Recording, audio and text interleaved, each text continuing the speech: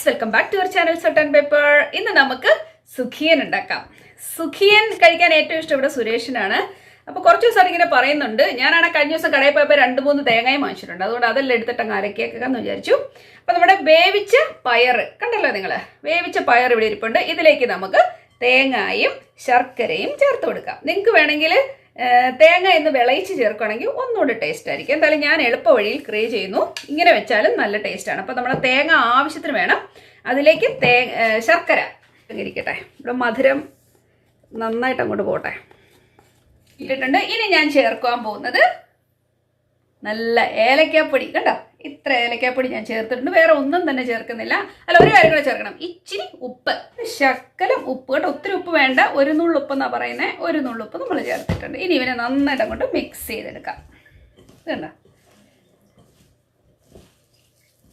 നിങ്ങൾക്കിപ്പോൾ ശർക്കര ഇല്ലാന്നുണ്ടെങ്കിൽ നിങ്ങൾക്ക് പഞ്ചസാര ആണെങ്കിലും ഉപയോഗിക്കാം കേട്ടോ, ഷുഗർ ആണെങ്കിലും ഉപയോഗിക്കാം. ഇനിയിപ്പോൾ നമുക്ക് ചെറിയ ചെറിയ ഉണ്ടകളാക്കി ഇതിനെ എടുക്കാം. ഓക്കെ, നല്ല ഉണ്ട ഉരുട്ടി വെക്കാം.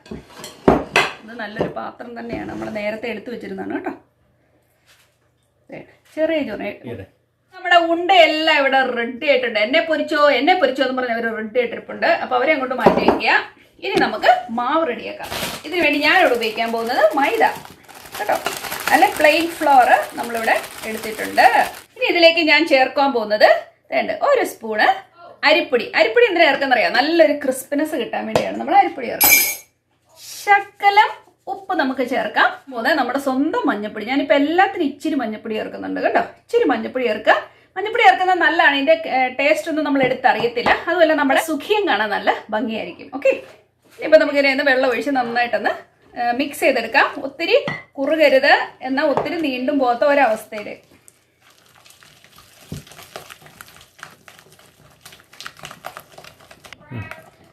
ഓക്കെ, നമ്മുടെ കൺസിസ്റ്റൻസി കണ്ടതേ ഇതുപോലൊരു ക്രീമി പരുവത്തിൽ കിട്ടണം. ഒത്തിരി കുറുകയും ചെയ്യില്ല, ഒത്തിരി നീണ്ടും പോകാത്ത ഒരവസ്ഥ.